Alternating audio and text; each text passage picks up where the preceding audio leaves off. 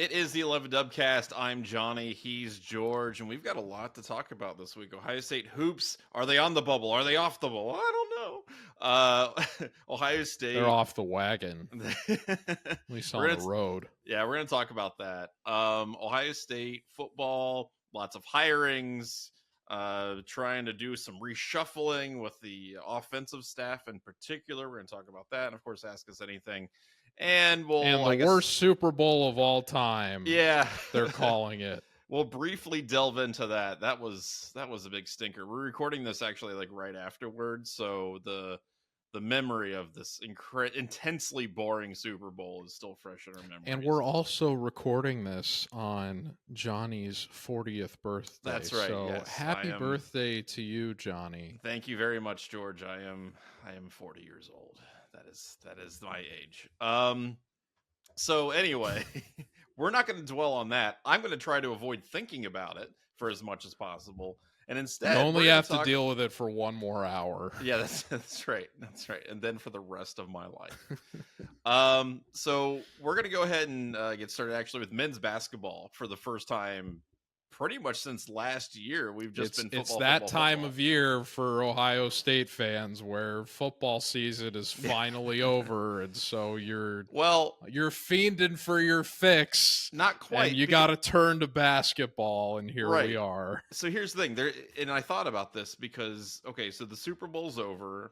Obviously, the national championship has been done for several weeks, and we're kind of in this weird, mushy middle point between the end of football season and the beginning of freaking out or talking about the NFL draft. And you've got about 30 seconds of time between the end of football and the beginning of draft talk. So we're sliding right in there, right in between those two periods. And now we can talk about Ohio State men's basketball. And the thing is, if they are able to make the tournament, we will then continue to talk about Ohio State men's basketball. If they are not, which I'm not super, super optimistic about, then we will then shift towards NFL draft talk. So that's kind of like the setup here for the next couple of months.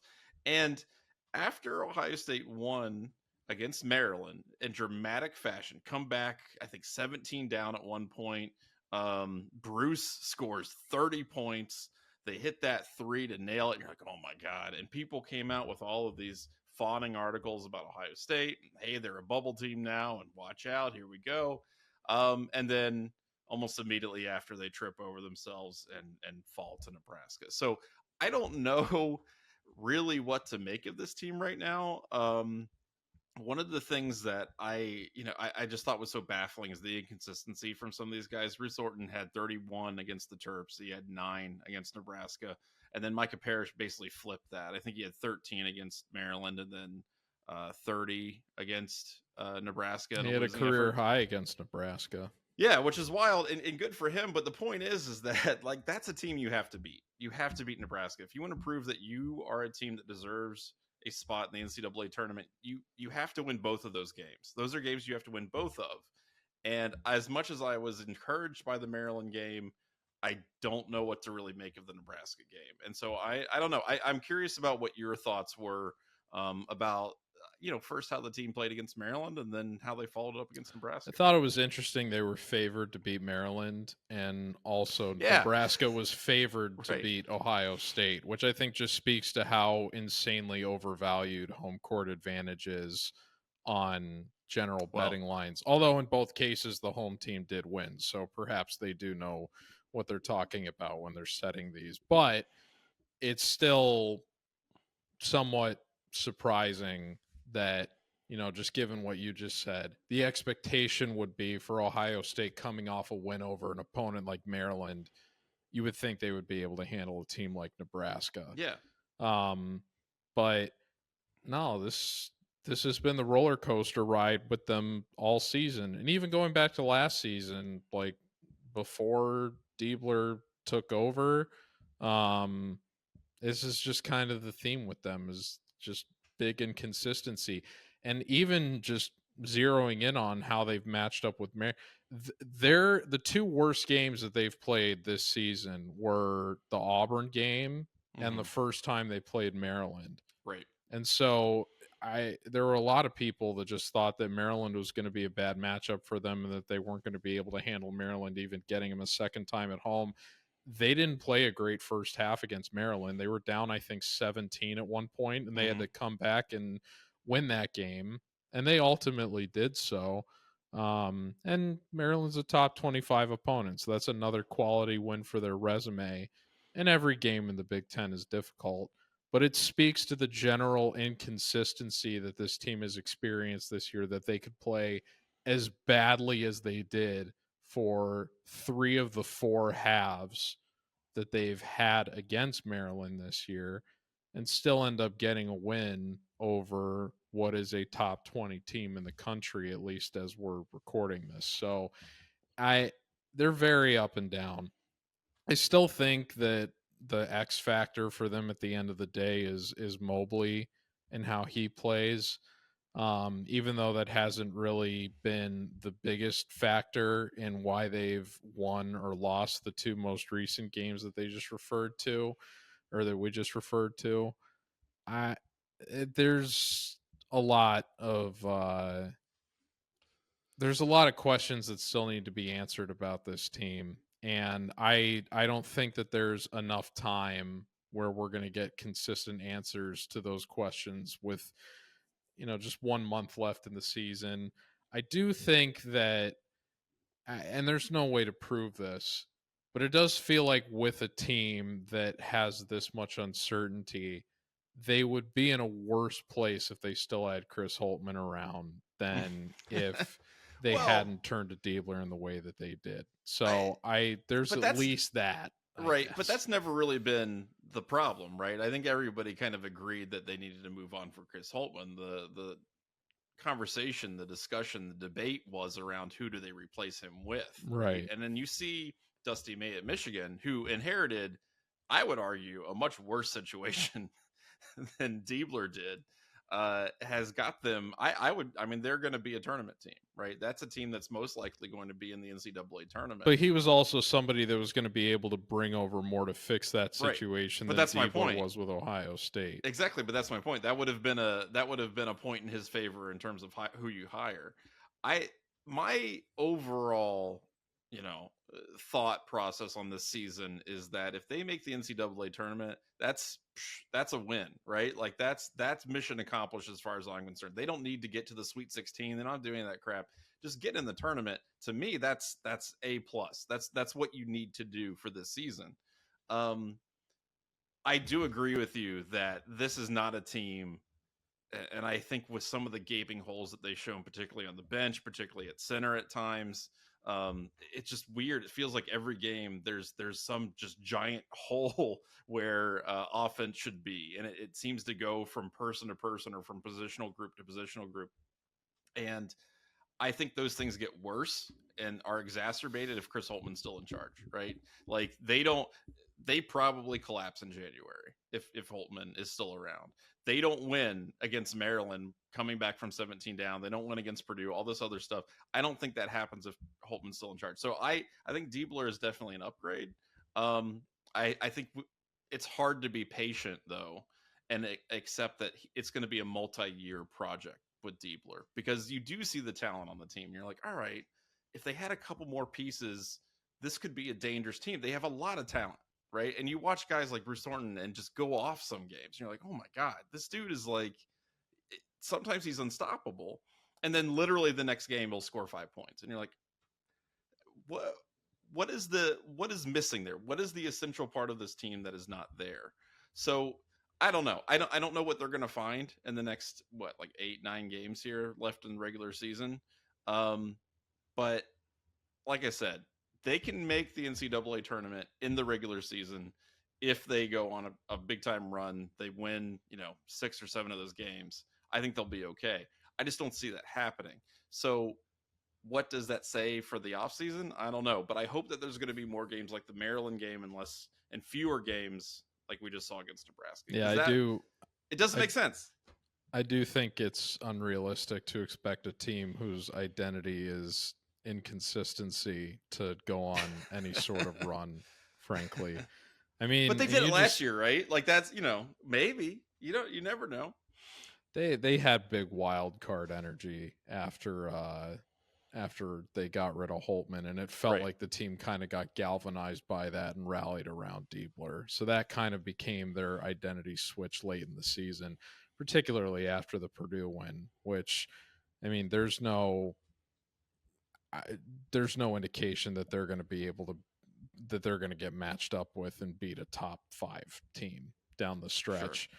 And there's not that dramatic switch either in terms of leadership that is going to kind of change the energy around the team that there was last season. This is who they got, and this is who they. I don't know. Maybe Michi Johnson comes back and everybody rallies around that guy. No, that's not happening. But you did. I mean, you just pointed it out though. Like even with a lot of teams that are inconsistent, usually there's at least like still pillars, right? At least teams that are going to be competitive for the tournament, like their best players usually still end up playing fairly well. Yes. But even Bruce Thornton, exactly Thornton, what the identity of that team is on a nightly basis. But even Bruce Thornton, who's clearly the best player on this team, has the capacity to either hit the ceiling or his ceiling is the stars and his basement is the floor. Mm-hmm. And that's the way that it feels like with a lot of players on this team, is that they all have the ability to play above and beyond, but they also have the ability to just crater on any given night and not show up. And what's particularly bad for them too is, one of the big criticisms of Holtman was his ability to get the most out of the transfer portal and making the most of whatever NIL allocation they were getting towards attracting talent to the program.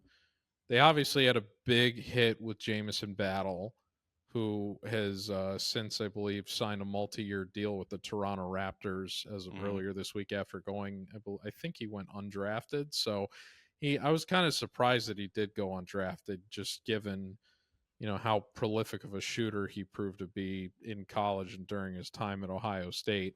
So that was probably pretty clearly the biggest win that they ever had in the transfer portal during the Holtman era. One of the big things that was going to need to change from that going into the Diebler era was how are they going to do in the portal. They got 2 of the members of the Johnson. Well, you can't consider Marcus Johnson a transfer portal thing, I guess, but it felt like him committing to Ohio State was attached to them saying, we're going to bring Michi in. And Michi obviously didn't work out in any capacity whatsoever and is probably not going to be back with the team at any point this year. So that's already been wasted.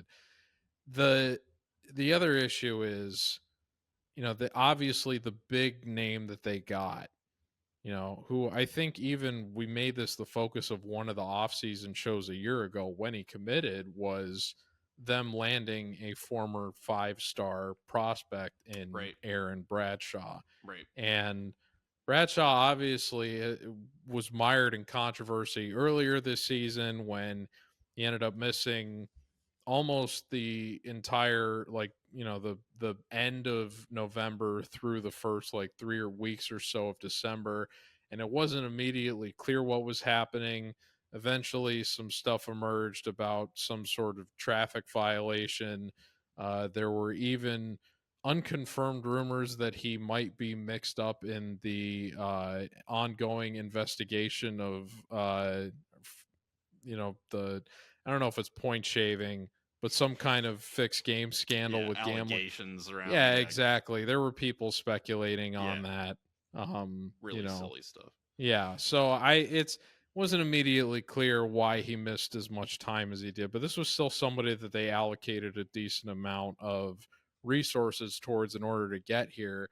And we both expressed, at least I know I expressed a great deal of optimism about, I'm so happy Ohio State finally has a legit 7-footer. Yeah, right. After the years of awkward lefties such as Zed Key and Dallas Lauderdale and Evan Ravenel. And, I made that point several times on this show. There's no need to harken back on that. But Bradshaw, to me, it felt like when he was playing earlier in the season, was having a very positive effect on the team, even when he wasn't necessarily filling the stat sheet. It was just the virtue of this team having a athlete of that size Right. in the middle of the defense was just reaping its own rewards by itself.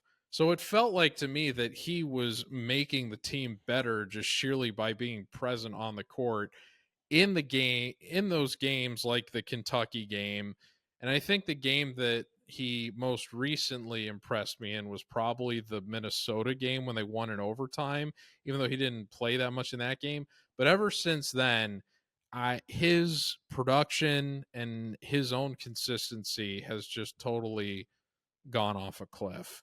Yeah. And they've had to turn to Ivan. I'm going to totally butcher his last name, but the dude from Croatia has since ended up being the more effective and useful 7-footer for this team. Right. But even he's mired in his own inconsistency issues because he's a freshman himself.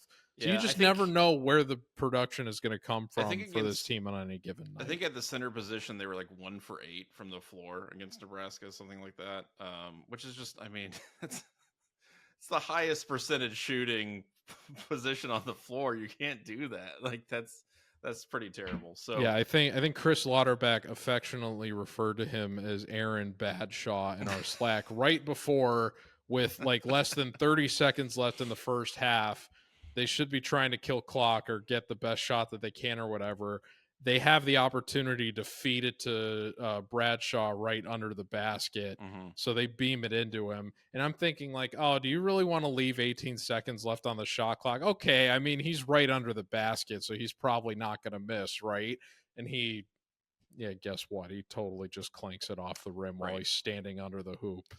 Yeah. And can't dunk. What Ohio State's got left, we've got Washington, Michigan, Northwestern, at UCLA, at USC, versus Nebraska again, and then you finish the season at Indiana, which, by the way, that's going to be a banger. I'm really excited for that game. Gross. The Hoosiers are going to be in like total meltdown mode. Did they not already play at Indiana this season? I don't think so. They played Indiana. They lost to them at home by a point. Okay. That game was at home. Okay. I thought that game was on the road. You can never tell what the Schottensteins have. But here's the thing. My point with this, before we get to ask us anything, is that most of those games are pretty winnable. And I've said before, you've got this big mushy middle of the Big Ten, right? You've got a lot of mediocre teams with not great conference records. Washington being, one of them, the first team that they play here coming up next. You have to win those games. Like these are all games that are absolutely winnable. You get the next 3 at home, including your lone game against Michigan coming up on the 16th. So I feel like all of those, those are all winnable games in some respect. Now, Washington's got to fly across the country in the middle of the week on a Wednesday to play Ohio State. Yeah. If they can't win that one, then it's time to pull the plug. You got to win that game. Washington, I think, is like, what are they in conference? They're 3-9 in conference, 12-11. You have to win that game. And there's a number of games like that. Northwestern, you got to win that game. USC, you got to win that game. Northwestern's not terrible, though. They're not terrible, but that's my point is that if you want to get into the tournament, because that's the goal here, these are games you have to win, okay? You lose to Michigan, you lose to UCLA. UCLA's on a tear after Mick Cronin said they can't lose to Michigan. The vibes are, I would rather them lose to Northwestern and Washington together. I agree. Then I agree. If they were to win, I'm gonna be this guy. If they were the same way I am in football, they could lose every game down the stretch. As long as they beat Michigan, I will be happy. Yeah. Well, if that had happened this year, they don't win a national championship. So. I guess not, but you know what?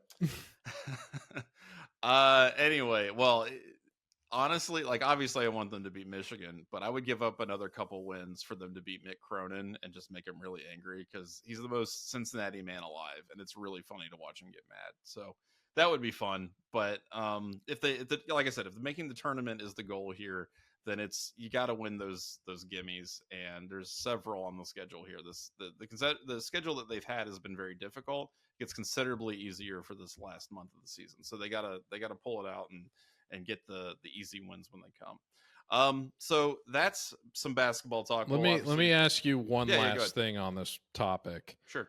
We talked about the comparison of hiring Diebler to replace Holtman relative to Dusty May being available.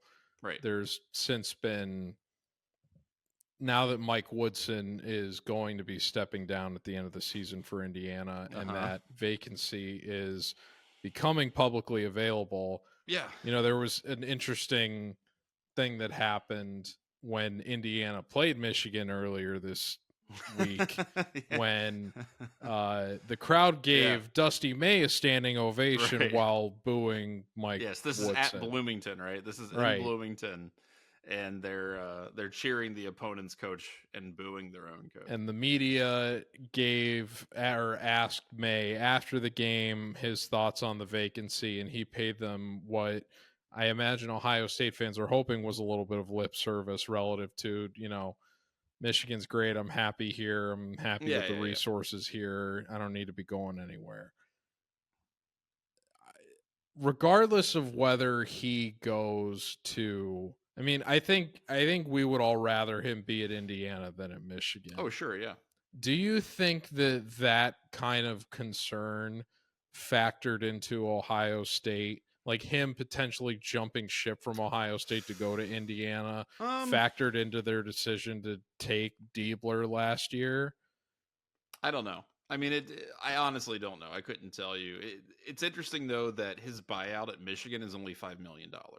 And I find that very odd because if you're going to hire somebody that you want to, basically rebuild your program after Juwan Howard. Is $5 million really that small of a number? I think for Michigan, well, for Indiana, it is. Hell, they've got people, they got some deep pockets for their basketball team. They will pay out. $5 million is not that much for a buyout. They would be totally fine with that.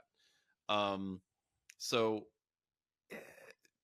it's just odd to me that Michigan, if you're trying to rebuild your program after Juwan Howard runs it into the ground and you're like, all right, we need a guy to be kind of a bedrock here, that they don't lock him up, at least in a way that makes it more difficult for Indiana to take him. So I'm of two thoughts. Either they just gave him a really stupid contract, which is definitely possible, or they truly believe that he's going to stick around. And I'm sure they must have asked him that in the process.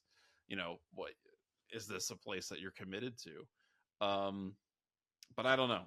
I couldn't tell you. Yeah, but what are you gonna say in response to it? No, I'm just waiting. Yeah, I'm just waiting for what's in the script. You're a placeholder. Yeah, I don't know. It's going to be a really interesting conversation after the season because he's a Bloomington boy, right? Like he's a big time Indiana dude. So we'll see what happens with that. I don't know. That'll be really interesting to see how that goes. And again, this conversation changes a lot if Ohio State is able to get into the tournament. And then after that, it's like, okay, let's see what happens with this whole Diebler thing. But if they don't, then and Michigan does, and Dusty stays with Michigan, then that changes the conversation considerably. So we'll see what happens with that. All right, so that's the men's basketball talk. We'll get into some football talk after Ask Us Anything. But before we do that, I want to remind you that the Dubcast is sponsored by the dry goods store at 11warriors.com. Shirts, hats, stickers, all kinds of great stuff. All kinds of new great stuff to celebrate each of the wins that Ohio State had for their college football playoff national championship. So go ahead and check those out. Pretty Johnny's cool wearing an old throwback dry I got a throwback hoodie that I would love to have myself if it went back on sale. So if you also want to look as fashionable as Johnny does this evening, please write to the dry goods email and that's right. And pester antagonize them to bring back Jason the hoodie as much as possible. Just make his life miserable. He loves that. He loves answering. He loves hearing, especially your opinions. That's right. As fans, he values them very highly. He does. All right, let's do Ask Us Anything. So, reminder that you can send us questions to dubcast@11warriors.com. We actually got one as we've been recording, so that's awesome. Yeah, that's super helpful. So this first one's from Kevin, who simply wants to know who will be the next Ohio State team to win a national championship. And my answer to that is I know what your answer is going to be. Women's hockey. And if it wasn't for women's hockey, it would be synchronized swimming. But women's hockey, man, all the way, they're doing it again. They're going back to back, 3 out of 4, baby. Let's go. Let's do it. Women's hockey. I'm going with the pistol team. That seems like a safe answer. That's always a good bet. It's them synchronized swimming or women's hockey. That's Sink swimming doesn't count. They're not an official sport. Sure, no, it counts. It's a sport. They're playing it. They're not. They are not an official sport. They got some official club status or something. I don't really understand it. I just remember being explained to this a long time ago that they're not technically an NCAA sport or something, but I'm pretty obviously sure Ohio State's program is the best. I'm pretty sure you're right. But wait. Oh, okay. Yes, artistic swimming is on OhioStateBuckeyes.com. So I'm just saying. Is that what art is? Okay, I think when I was writing the Weekender earlier today, I was putting in I try to put in the next date over the week for each of the sports, and I saw art in there. I was like, what is art? Is that are they doing an art show? Like what? Competitive art? What am I saying? It's like the Olympics when they restarted it, where there was poetry readings and you could get gold medals for watercolor. Oh, if I would have been, I could have been team captain to that if I had known that was there at OSU. That's right. Another men's tennis has been killing it. There might be some of that here, and I think they do their championships in May-ish. So if not women's hockey, then maybe some men's tennis. They had trouble getting over the hump until last year, so I'll believe it when I see it in terms of them going back to back. Right. But fair enough. Pistol is the safe answer because the run they've been on for the last 2 decades is crazy. I think they have something true. 6 of the last 18 or 19 national titles in that. They're cheating. That's what they're doing. They're just crack shots, man. That's right. All right. This one's from Steve, and Steve says, "Hey, Johnny and George, will you be tuning into the Four Nations face-off next weekend? Is this on your radar? I'm very excited to see USA with all of our young stars coming in the prime of their careers. Matthews, Eichel, Kachuk, and the Hughes brothers. It should be fun to watch." You know what? So for those of you who don't know, the Four Nations, it's a hockey tournament. You've got, okay, because I didn't know what that was, so no, I can't say I was planning to watch it. It's kind of it's not necessarily a youth tournament per se. It's interesting how it plays out, but usually it's kind of younger players. But they do have I forget what exactly the rules are for the roster makeup. I'm assuming it's USA, Canada, Russia, and who's the fourth one? It's Russia is not included actually. It's the United States, Canada, Finland, and Sweden. Oh, okay. I assumed it was a Scandinavian country, but I didn't realize it was 2 of them. Yeah, Finland and Sweden, and usually Canada kind of feels that they own this, but I think it's a great tournament. I usually tune into at least a couple games just because it's kind of got that Olympics feel. And I'm with Steve. There's a lot of really good young players for Team USA, so I'll watch it. I'll tune in. It's funny how Canadians have a rep for being nice, but then when it comes to hockey, they get aggressively ethnocentric. I know. It's because of Ron Cherry or Don Cherry, where the hell that guy was, just just super mean and xenophobic, and it's here you go. Let's go to Tim Hortons to have a coffee while I talk about how I hate Czechoslovakians or whatever. Okay, so and the other thing, he has a suggestion for kind of giving some context for non-Ohio State basketball stuff. So we'll have to make sure that we do that because we were talking about some of the more obscure stuff closer to tournament time, and we want to make sure that we get people included. So we'll make sure we do that. All right, last one here. This is from our good friend Alvin, who wants to know, who do you want to perform at the Super Bowl next year? That's a good question. Kendrick Lamar again. Well, this is an interesting question relative to I think we were going to talk about the Super Bowl in the back half of the show. For a second. So I don't not a good game. No, I know, but I thought a big part of that discussion was going to be halftime show because.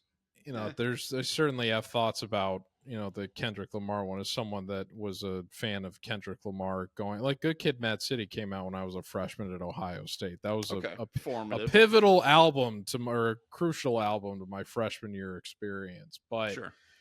I, without getting too much into the discussion we're going to have in a bit, I never thought he was going to be a good fit for the halftime. Like when I want live spectacle. Yeah, right. Right. And I it's feel like pop stars are great for it, because it's like they already have this ridiculous show already. It's why J-Lo and Shakira was one of the best Super Bowl halftime shows ever. Right.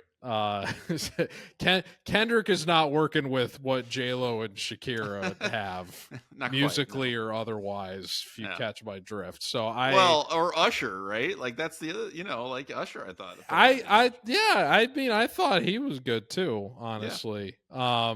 But yeah, not in the realm of, the J-Los and Shakiras and Beyonce's, right. It's just not quite the same. So, and I'm not saying that's the only thing I want to see, because I've seen plenty. Like I didn't even think like I thought The Who was pretty good when they did it, honestly, even though their reviews, I feel like we talked a lot about halftime shows on last year's Dubcast. Honestly. We might have. I didn't like The Who. I thought that was kind of, I don't know, any dad rock. I just my eyes glaze over and I have no interest in it. It would be I don't really know who I want to, so I'm just gonna say this because I think it would be really funny. They should have Drake next year. A year immediately after Kendrick, it would be hilarious if they were to have funny. him. I'm not gonna lie, that would be pretty funny. That would be a hilarious move. And honestly, I think he would do a better show than Kendrick did. He probably would, although I really don't like Drake. I've never really enjoyed his music. I've always thought he was just kind of just corny, and I just not a fan. But I think his music does lend itself. I think he would do a better performance. He's kind of the Woody Allen of musicians, in a lot of ways. In more ways than one. Yeah, in more ways than one. I don't, the music I listen to, first of all, a lot of the artists are dead. So like they're not playing at the Super Bowl anytime soon.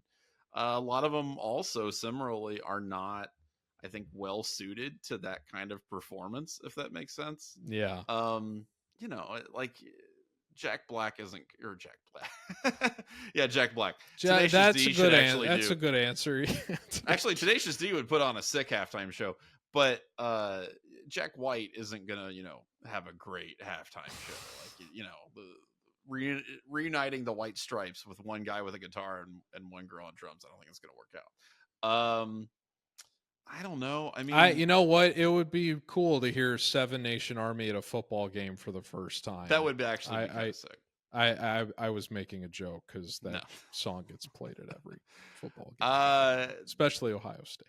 I saw a band I saw recently, and again, I don't know, like, I really do feel like certain bands are just well fit for certain venues. I saw Saint Motel at here in Columbus at oh god, the one on campus. I don't know why I'm blanking on the name.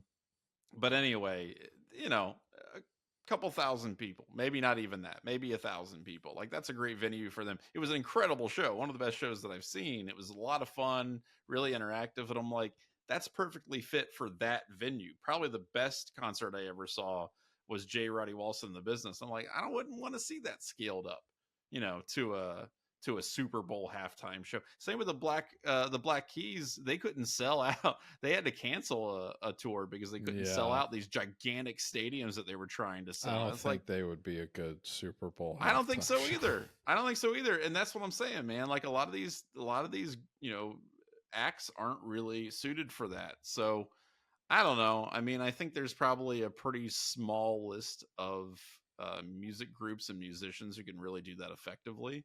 And I don't know. I'm afraid next year they're going to go to like just something really. They'll do the Foo Fighters or something. They're going to get like, no, not the Foo Fighters. They're going to do like Sabrina Carpenter or something. Oh, I don't know. I feel like maybe because they've done the cool hip stuff for so long, they're gonna toss a bone to the older people. Now they did that with the millennials. They tossed the bone to the millennials with all the West Coast rap stuff, where they had Snoop Dogg and Eminem and all these guys. And so maybe we're the money drivers now, and we get to listen to good stuff instead of Cheap Trick or somebody. But I don't know. We'll see. So that's Ask Us Anything. Thank you for sending in those questions. We'll keep answering them.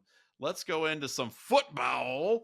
Ryan Day and the world's greatest upset got an extension to his contract through 2031, which nobody else has pointed this out, and I thought it was really funny.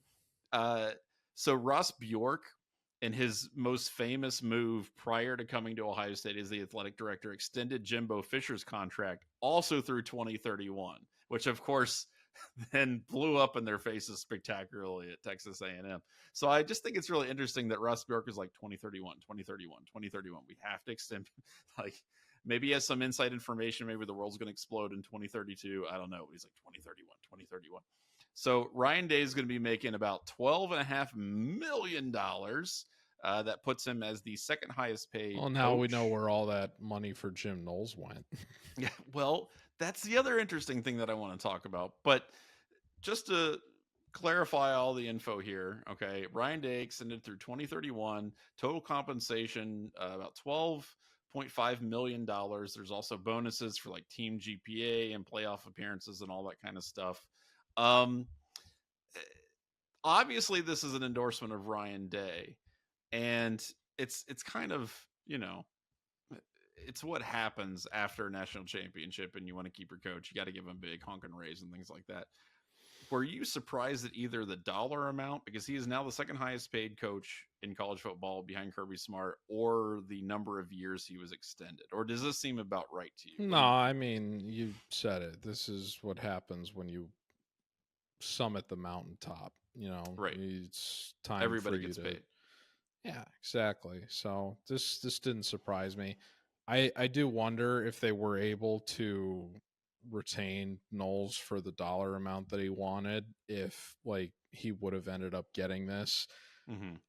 I wonder how much, like, I wonder what the negotiation would have been like anyway, because with how publicly Day has professed just wanting to stay at Ohio State and not go anywhere, it's like, did he even need this amount to stick around, or was this just like, a way of giving thanks or whatever? Like, would Day have really like tried to play hardball and like been like, hey, this other school's gonna give me $12.5 million a year if you guys don't match? I don't know. I can't imagine that he would have, to be honest. I don't think so either, but I think what Ohio State's competing with is another college football teams. I think they're competing with the NFL, and they're trying to tell Ryan Day, like, hey, we're going to compensate you like you're an NFL head coach, and therefore we don't want you running away to a job that doesn't require recruiting. No, but you also made the point when you introduced this topic that Ross Bjork has a history of giving people a lot of money for no reason. He's just a generous so it kind of dude. feels like he just did that again. I mean, it's not no reason. He just won a national championship. Yeah. But he has no. It's no. I'm wondering if it's no reason in the sense that Day was not eager to leave. So right. It's like, did you need to throw this much at him to begin with? Was there any negotiation whatsoever?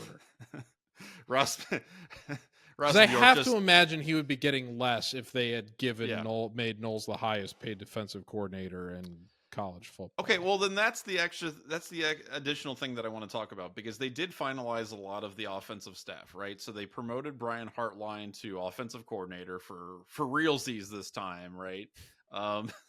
Which, I guess he's going to be taking over the play calling duties allegedly. I don't believe that's going to be the case, frankly. Like, honestly, I will believe it when I see it. If I see Brian Hartline in the booth calling plays and Ryan Days doesn't have, the sheet over his face, whatever, then fine.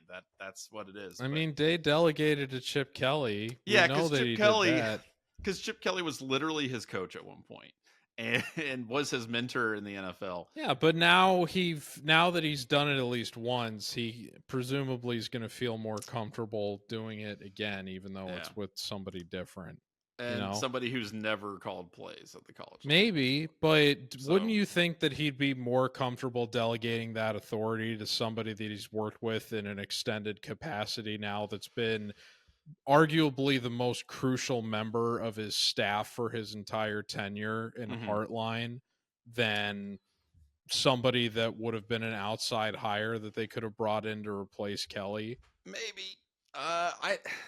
Unless the play is Ryan Day saying, take a stand on something, Johnny. You I am taking a stand to everything. I am taking a stand. Mr. Hedge on life. My stand is that I don't think Ryan Day will fully turn over play calling duties to Brian Hartline. I think he's going to be there whispering in his ear saying, this is what we need to do in this situation. Okay. So we can look forward to Day calling the plays against Michigan again next season. No, honest to God, like I think that's much more likely than Brian Hartline getting free. Seriously. So, and they promoted offensive analyst Billy Fessler to quarterbacks coach. They brought on Tyler Bowen, who was the offensive coordinator at Virginia Tech, to be offensive line coach. Virginia Tech had a really crappy offense this past season, but Tyler Bowen actually has a lot of street cred in coaching circles, particularly with regards to his recruiting. So, if that's something that people were angry about, from Justin Fry, like you're not landing these recruits, Tyler Bowen's going to be a real shot in the arm for that. My overall thought on some of this is that, first of all, internal candidates, guys with not a lot of experience, Bowen, Hartline, Fessler, all these are young dudes, right, in their 30s, okay? Some in their early 30s. And you don't got to pay these guys a lot. You're not paying them Jim Knowles money. So you're saying where the money goes, I don't know. Maybe it makes Ohio State a little bit more willing to give Ryan Day that big fat honking contract when they know they're not going to be hiring a guy who's going to cost them $3 million a year to coach defense or whatever. I would imagine Hartline's going to be due for a significant raise at some point, though, if they want to keep him around. He'll get a bump, but he's not going to be making huge bank. I don't necessarily know about that, because I think part of the reason that they did promote him was, he was a candidate for the West Virginia job this year. Like, he didn't ended up getting hired for that position. They didn't offer him the role, but he interviewed for it, which I think is interesting because that's the first indication that he wanted some sort of expansion of his authority. And he could have ended up being the leader of that program without having any coordinator experience, let alone head coach experience. So the fact that he's had his role expanded in the immediate wake of that, obviously, there's other circumstances that have led to him coming into this role at this time.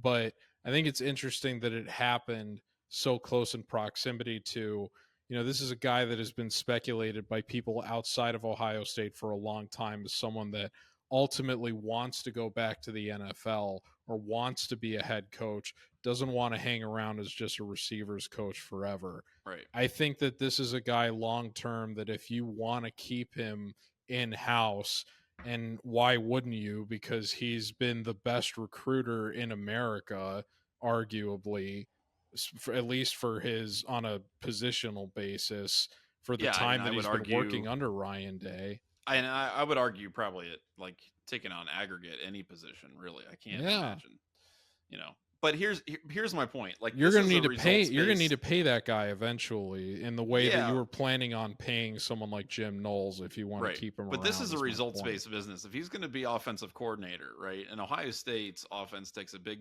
fat nosedive next season, which they might. You've got a new quarterback. I'd be highly skeptical of that. Well, my point is that if that happens, Day's still in charge, Well, right, but that's again my point, which is that I don't think he's going to get free reign. So if he is given free reign and they come out and they score 50 points a game, then yeah, you got to pay that dude, right? Like, obviously. But if he's not given free reign and they score 50 points a game, then it was probably more Ryan Day's influence. And if he's not given free reign and they also don't do well, then he's going to be the scapegoat. So my point is that I don't know that he's going to get paid a ton of money unless the absolute best case scenario happens for him. I will say that I think as far as hiring going forward, they need to get some experience on the staff. They need to bring in some guys that have been in the game for a minute. Whether on the defensive side, offensive side, I don't care. They got to bring in some more guys. Yeah, I hope they don't get a greenhorn to be their defensive coordinator. Yeah, and I wouldn't be surprised if they promote Matt Guerrieri, but they got to get somebody. Oh God! As soon as I say that, it's like that's probably the guy it's gonna be. Yeah. Well, I think they may go to a co-DC kind of thing where they bring in somebody else. I wouldn't be shocked by that, but they need to have more experience, I think, on the coaching staff, because otherwise, this is a very, very young coaching staff without a lot of college experience, and I don't think that's a recipe for success, especially with a young team that's going to need a lot of leadership. One cool thing is that Ryan Day did donate $1 million, as he did, I think, after his previous contract, to the Ohio State University Medical Center for mental health awareness and things like that. So good for him. Last thing that I want to say before we just briefly talk about the Super Bowl, there was some news out there regard to Texas, Nebraska, talking about getting rid of spring games. A lot of coaches have claimed that this is due to tampering and things like that. I think that's an absolute BS excuse. I honestly think it's because coaches just don't like doing them.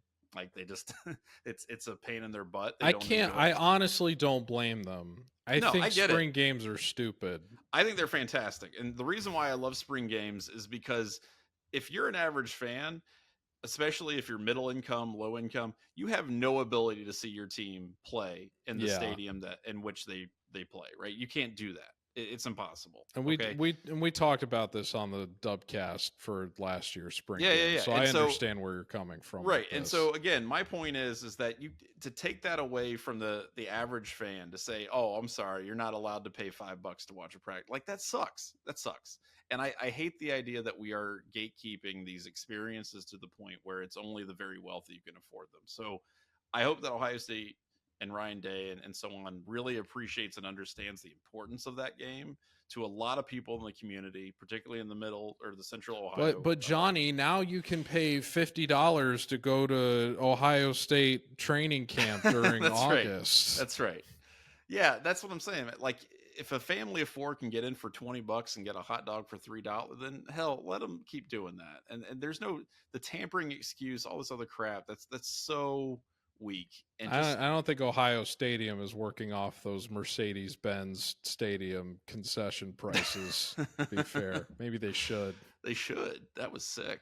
But yeah, I don't know. Like I said, I'm a big advocate for the spring game. I really hope Ohio State doesn't go that route because I think it's really important to people. And I like the idea. I took my son last year to his first Ohio State football experience, even though he was 2.5. And I can sympathize with not wanting to get rid of them for that reason. However, I totally understand where the coaches are coming from because I do think they are glorified scrimmages that frankly suck it up because you're getting $12.5 million a year. So that's one of the concessions you need to make too. You're making $12.5 million a year and you've got a budget of $250 million. That's a concession that you need to make to the fans. I do think they are largely inconsequential because of course they are. That game the last year we tried to draw a ton of conclusions about Ohio State's quarterback situation from that. And we got absolutely no answers. It's not about somebody that wanted Sayin over Howard. I got a cruel dose of reality because Sayin did not look great. But all of the questions that we had about Howard going into his tenure at Ohio State, none of them got resolved in the spring game. But it's not about that. It's about sitting in the stands, seeing the band, seeing the team. That's what that is about. It's not about trying to draw anything. Won't you think of the fans out of state watching this glorified scrimmage on their TV for just a moment, John? They don't have to watch it. I don't care. It's for the fans in the stadium. That's all that matters. Last thing before we get out of here. What did you think of the Super Bowl? It was the worst Super Bowl of my lifetime. It's pretty bad. It was pretty bad. I wouldn't say it was the absolute worst of my lifetime, since we've now confirmed that I am 40 years old, but it's in the top, like, bottom 3, I guess you would say. I'm not even 10 years younger than you, so it's not like you've got that many more baked in than me. The worst one prior to this was when I was a sophomore in college and the Seahawks played the Broncos. And I think you told me earlier that one was like 43-8. Yeah, And that one like was bad, but that one at least had the element of like most people assumed the Broncos were going to win because they had like the best offense in NFL history that year with Peyton Manning and Demaryius Thomas and Wes Welker and no Sean Moreno, and I mean they were absolutely loaded top to bottom, and the Seahawks defense like arrived, and that was like the birth of Danger Russ, you know, that season. Like I was I was very. That Seahawks team was a fun team. That was that was back when people liked Russell Wilson. Yeah, you know, just to think about how far, and it was largely kickstarted by him, like, you know, whipping wasn't Peyton Marshawn Manning Lynch as on bad that team? as they did. Yeah. Yeah, so there you go. Yeah, they were a fun team to watch at that point. No, I mean he did Beastquake before they even won their first Super Bowl, so he had been around there for a minute at that point. But they like people were at least happy to see that blowout because they didn't like. I don't think anybody took a similar amount of joy from watching the Eagles beat the crap out of the I mean, there were Unless a lot. You really hate Mahomes, I guess. Well, there's a lot of people that did. So I think that there's probably not as many people that would rush to outright say that they would call this the worst Super Bowl ever just because they were probably happy to see the Chiefs lose in the way that they did. Take that, Taylor Swift. Now, it's funny that so many of us in our Slack were comparing this to the Rose Bowl because it made me wonder, like, you know, we enjoyed the Rose Bowl so much as Ohio State fans. Right. I have to imagine if you were watching that game as a neutral fan, you were probably like, this is a terrible football game. Yeah. I even remember my mom during that game saying she was bored because of how non-competitive it was, even though my dad and I were like over the mood watching. Of course, it. Yeah. If you're a neutral fan, then it sucks. Yeah, you want a competitive football game, and that's not what this was. Like, because I didn't outright hate either of these teams the way that so many other people did going into this, there was no way I could enjoy this. Like, I literally said when it was 17-0, I said, I really hope the Chiefs just score before the half. Yeah. Like, just so that there's some compelling like action in the final 2 quarters. And literally the moment after I said that, Mahomes throws another interception that sets up the Eagles to go up 24-0. So I mean, it was brutal.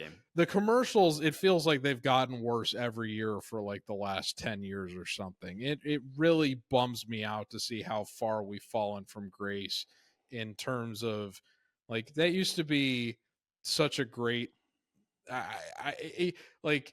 it would be so funny to me when I would think about like Europeans giving Americans grief for like all the commercials that they have to watch with their sporting events, and then it's like, yeah, but you know what, during the Super Bowl it's all worth it because they're as entertaining as anything else, and they're just not anymore. They're just not creative. I have a theory on that before we get out of here. So I think, because I agree with you, right, that they're not as fun, they're not as interesting, blah, blah, blah. But I think part of it is that Super Bowl commercials used to be the commercials that these brands would put on that they couldn't put on during the rest of the year. So it's the one that they would dump in as much money and time and effort as possible. But now, because you've got like computer graphics and all this other stuff, and you can like use green screens, all that, whatever, that it's not impressive to see these commercials anymore because you see something on that level all throughout the year. And so like there's nothing special. A fair point. There's nothing special about a Super Bowl commercial. They look the same as all the other commercials throughout the years. That just means you have to get more creative. And I know, people I don't. agree, but they don't. And they just bring in more celebrities or something. You're like, oh yeah, it's a person I know. And it's like, who cares? So that's the problem, is that, it's not as good. I did enjoy Seal as a Seal. It's really stupid, but it's Mountain Dew, and that's fine. So that's fine. But that was the highlight of the Super Bowl for me.